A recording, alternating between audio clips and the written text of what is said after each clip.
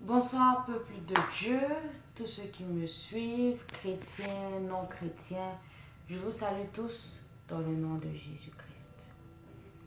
C'est la sœur divine Elisabeth Mbaya. Aujourd'hui, je suis là avec une nouvelle vidéo pour vous partager, comme le titre le dit, la perception versus la vision. Quelle est la différence?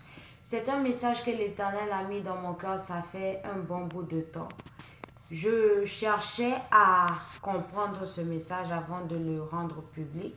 Pendant que j'étais en train de faire mon étude biblique, j'ai senti le Saint-Esprit me dire, non, il est temps que tu parles de ce message au monde.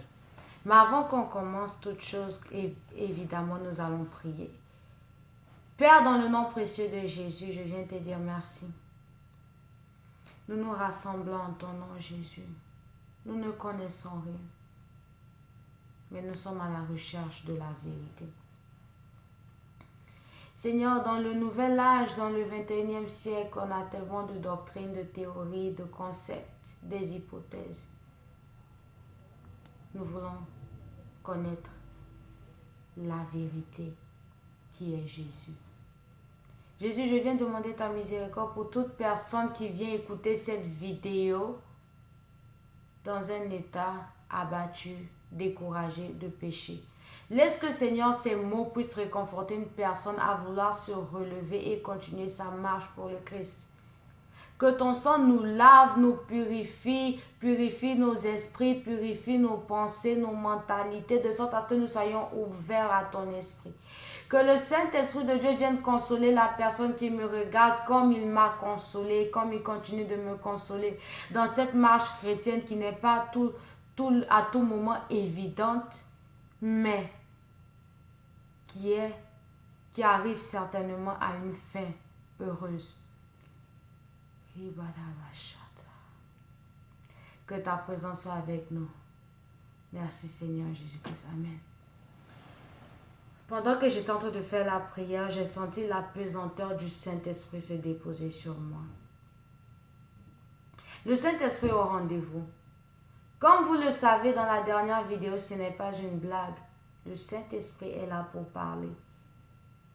On est fatigué d'entendre les opinions humaines. Maintenant, nous voulons entendre Dieu nous parler. Ce qui s'était produit au temps où Jésus enseignait les foules, dans le bateau, sur la montagne, dans le désert, partout là où Jésus passait pour enseigner, ça va se reproduire parce que Dieu est en train de susciter une nouvelle génération des prophètes. Pour entrer dans notre sujet d'aujourd'hui, la perception versus la vision, je voulais commencer à chercher les versets bibliques et tout, et je me suis rendu compte que non, je vais suivre ce que le Saint-Esprit m'a donné.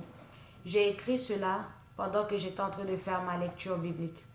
C'est à cause de la perception spirituelle que Paul pouvait dire « La femme doit se couvrir lorsqu'elle prophétise. » Mais, si vous jugez, le voile, ce sont ses cheveux. Elle doit se taire dans l'assemblée. Timothée peut boire un peu de vin. On peut manger ce qu'on veut et fêter ce qu'on veut. Tout nous est permis, mais tout ne nous est pas utile. Les femmes ne doivent pas porter les bijoux. Ça, c'était Timothée qui avait dit ça.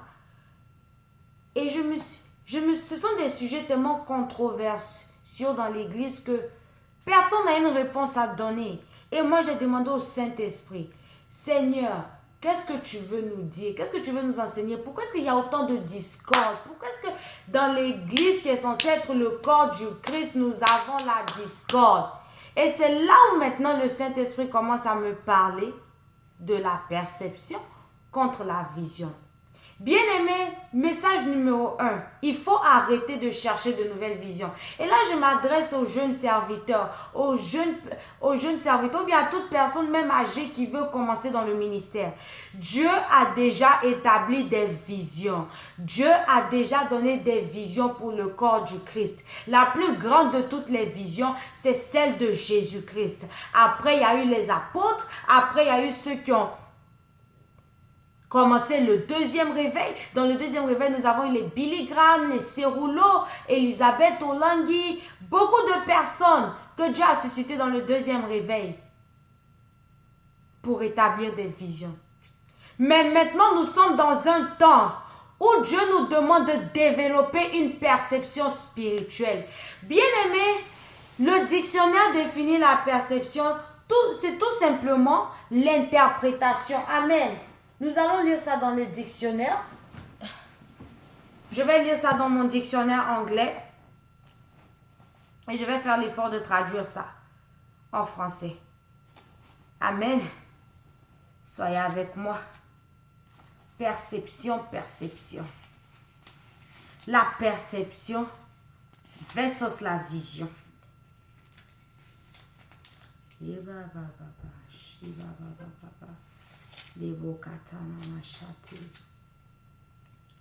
Bien-aimé, la perception est définie comme le résultat de l'aperçu. Être en fait conscient de ce qui est autour de soi. Mais tu peux être conscient de ce qui est autour de toi que si tu vois ce qui est autour de toi. On ne peut pas être conscient de quelque chose qu'on ne voit pas. La vision et la perception marchent même dans la main. Dieu a déjà donné des visions. Il est temps maintenant de commencer à développer une perception spirituelle. La vision vient dans un temps prophétique, à une durée prophétique, à une durée, à une saison. Mais la perception perpétue la vision selon les saisons prophétiques. La vision vient dans des moments prophétiques. Exemple, Timothée, il avait reçu la vision que les femmes ne devaient pas porter les bijoux. Paul avait reçu la vision de demander aux femmes de s'asseoir. Paul avait reçu la vision de demander aux femmes de se couvrir la tête.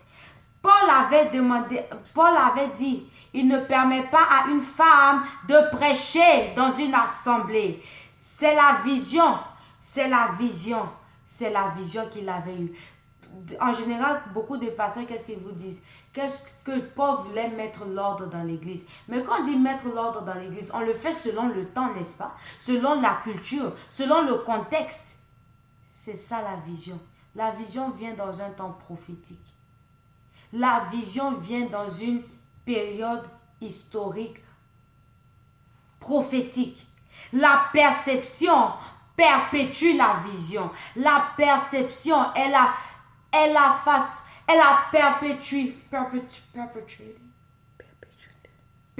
perpétuité de la vision. C'est-à-dire que quoi? La raison pour laquelle Paul avait demandé aux femmes de s'asseoir, de ne pas parler dans l'assemblée, c'est parce que les femmes à cette époque n'étaient pas éduquées. Donc, comment est-ce qu'on va pouvoir percevoir la vision que Paul avait eue? C'est de ne pas autoriser des gens qui ne sont pas éduqués spirituellement à prêcher. Parce que dans le temps, ça s'appliquait qu'aux femmes. C'était les femmes qui n'étaient pas éduquées. Mais maintenant, nous avons et les femmes et les hommes qui ne sont pas éduqués. La raison pour laquelle Timothée avait la vision de demander aux femmes d'arrêter de porter les bijoux, c'est parce qu'ils étaient dans des temps critiques, dans des temps où ils se cachaient, dans des temps où ils essayaient de comprendre la doctrine que Dieu leur avait laissée. Ils devaient se dépouiller. Mais si on veut perpétuer la vision dans une perception qui s'adapte à notre temps, c'est que pendant les moments de prière, il faut nous dépouiller. C'est que spirituellement parlant, quand tu regardes tes moments de prière, on prie beaucoup en esprit. C'est l'esprit de l'homme qui prie. Donc ton esprit ne peut pas être attaché aux choses matérielles. Tu dois être capable à la fin de la journée, même si tout va mal, et kabashata, même si les enfants ne parlent pas, même si tu ne te maries pas, même si on t'a insulté, même s'il y avait une grand-mère qui s'est levée, qui a dit tu ne vas pas te marier, même si tu ne vois pas la main de Dieu, tu dois arriver à ce moment où tu te dis, Seigneur, je n'ai pas de travail, mais mon esprit est attaché à toi. Parce que je n'ai pas seulement une vision, j'ai une perception. La vision, elle opère physiquement, mais la perception opère spirituellement. C'est-à-dire que quoi? Paul avait dit aux femmes de ne pas prêcher parce qu'elles n'étaient pas éduquées. Mais dans la perception que Dieu te donne, est que si tu es en tant que femme, dans ta nature de femme, tu ne peux pas prêcher. Sinon, tu vas prêcher des choses qui ne sont pas vraies. Dans ta nature d'homme, tu ne peux pas prêcher. Sinon, tu vas dire des choses qui ne sont pas vraies. Il n'y a que ceux qui sont remplis de l'Esprit de Dieu qui vont prêcher, qui vont prêcher, qui vont prêcher. La vision vient montrer, établir l'ordre. La perception vient perpétuer la vision. Bien-aimé, je me rappelle la première vidéo. L'un des commentaires que j'avais reçu, c'est que je dois demander à Dieu de me donner les mots précis, de sorte à ce que les gens comprennent ce que je dis. Mais je vais vous dire une chose. Je peux prier. Demander à Dieu de me donner les mots précis. Les mots, je les ai écrits ici. Je n'ai pas inventé. C'est venu dans mon esprit comme ça. Si tu es quelqu'un qui n'a pas de perception spirituelle, tu ne vas pas percevoir de quoi je parle. Si tu es quelqu'un qui n'a pas l'esprit de Dieu, sur cette chaîne YouTube, tu vas penser qu'on parle des hérésies. Ce ne sont pas des hérésies. Nous sommes nous sommes dans un autre temps prophétique. Nous sommes dans un autre temps prophétique. Il est temps de sortir de la religion. Il est temps d'arrêter de dire aux gens d'arrêter de perpétuer les péchés des gens. Il est temps d'apprendre aux gens à se défendre. Il est temps de parler maintenant aux gens, de leur montrer comment est-ce qu'ils doivent se préparer pour leur éternité qui est individuelle. Bien-aimé, la perception versus la vision. Et je me rappelle, le Saint-Esprit me disait, Divine, tu ne fais que me demander quelle est ta vision. Pourquoi tu cherches une vision? La seule vision que le monde doit attendre, c'est lorsque Jésus reviendra dans les airs chercher son église. Pour l'instant, vous devez développer les perceptions avec le Saint-Esprit. Et je n'ai pas dit la perception qu'on nous enseigne à l'école disant qu'on doit avoir l'esprit ouvert à toutes sortes de bêtises. Non. La perception au Saint-Esprit qui te dit, même là où il y a le péché, tais-toi, ne parle pas, parce que ce n'est pas mon temps de parler. La perception qui te fait voir que les règles que toi-même tu t'es créées pour le ciel et l'enfer ne sont pas les règles que Dieu a créées pour le ciel et l'enfer. La perception amène à comprendre. À tous les jeunes serviteurs, arrêtez de chercher de nouvelles visions. Quand je dis arrêter de chercher de nouvelles visions, je n'ai pas dit que la vision est mauvaise. Commencez à développer la perception. Pourquoi? Parce que nous avons des aînés dans le ministère pour une raison. Ils sont venus établir les fondations. Ils sont venus établir les fondations de sorte à ce que ceux qui viennent après puissent continuer sur ce que eux ils ont commencé. Bon, pourquoi est-ce que nous qui venons après, on cherche encore à aller dans les montagnes, à voir quelque chose de différent? Non, c'est le même message. Quand vous regardez la Bible, on est là de Genèse à l'Apocalypse. Tout ce qu'on prêche, c'est quoi? C'est Christ.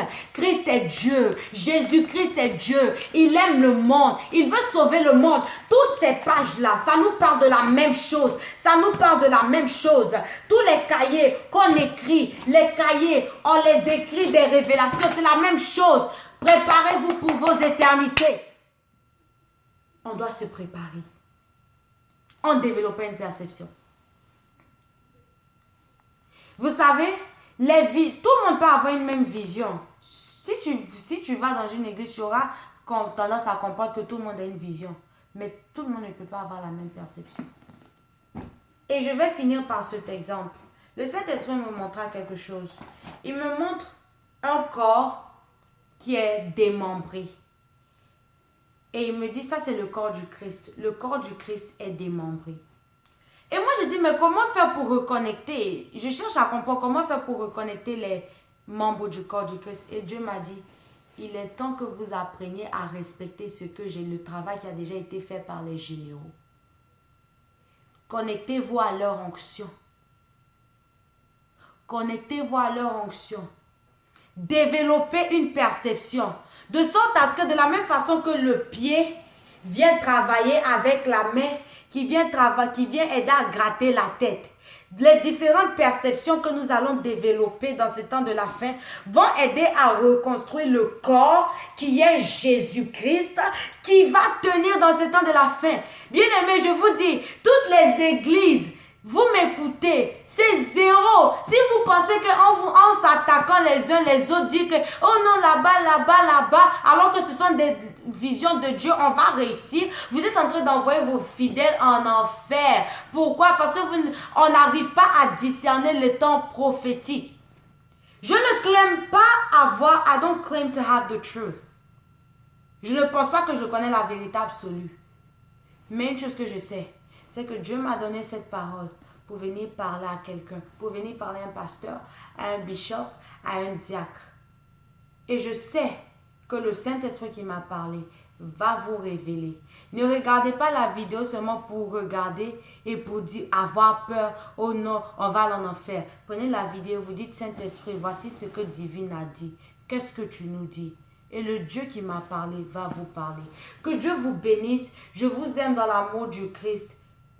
Restez bénis. Amen.